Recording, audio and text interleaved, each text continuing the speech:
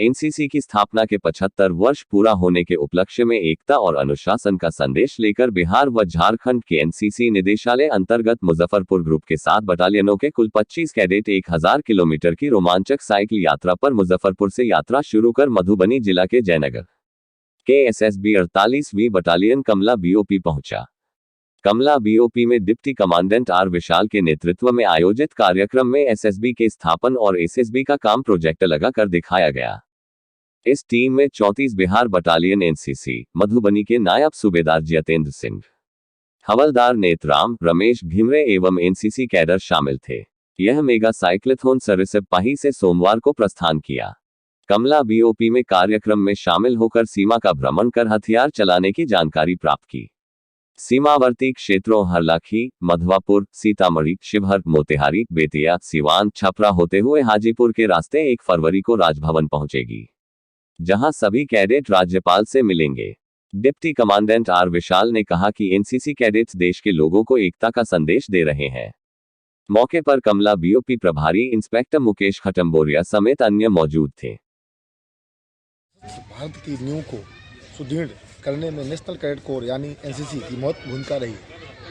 NCC के युवा हर मौके पर अपने शस्त्र लक्ष्य को कदमों को देश को नई ऊर्जा प्रदान करने में स्थापना की।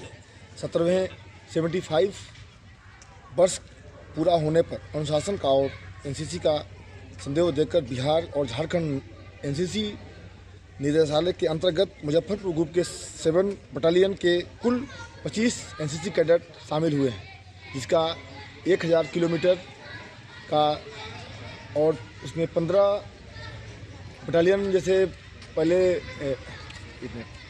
मुजफ्फरपुर एलएस कॉलेज से मार्च हुआ, दरभंगा 8 बिहार बटालियन, नंबर 2 पड़ाव Madhubani 34 Bihar battalion, number 3 Jaynagar SSB 34 Bihar battalion, number 5 Sursand 2 Bihar battalion, number 6 Ambakalan 2 Bihar battalion, Raxaul SSB 25 Bihar battalion, Narkatiaganj 25 Bihar battalion, Valmiki Nagar 25 Bihar battalion, Bettiah 25 Bihar battalion, Gopalganj 7 Bihar battalion. की उत्साहवर्धक यात्रा के दौरान बैटरी चालित साइकिल को उपयोग करने में फेडरेशन ऑफ इंडिया भी साइकिल प्रदान की गई है। एनसीसी के युवा मुजफ्फरपुर से चलकर आज जयनगर के एसएसबी कैंप तक पहुंचे हुए हैं।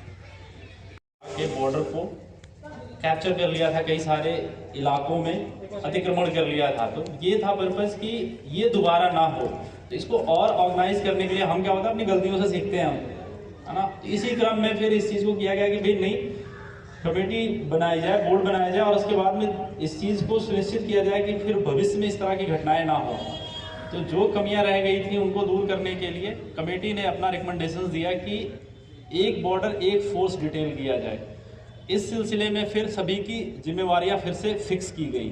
उसी क्रम में एसएसबी को भी 2001 में इंडिया नेपाल का बॉर्डर मिला और 2003 में जाके इंडिया भूटान का बॉर्डर मिला अंतर्राष्ट्रीय सीमा की निगरानी के लिए। बाकी एडिशनल जो बाकी काम है वो तो चल ही रहा था, पहले भी था। 1963 में आपने देखा ना एसएसबी का गठन कब हुआ था, 1963 में।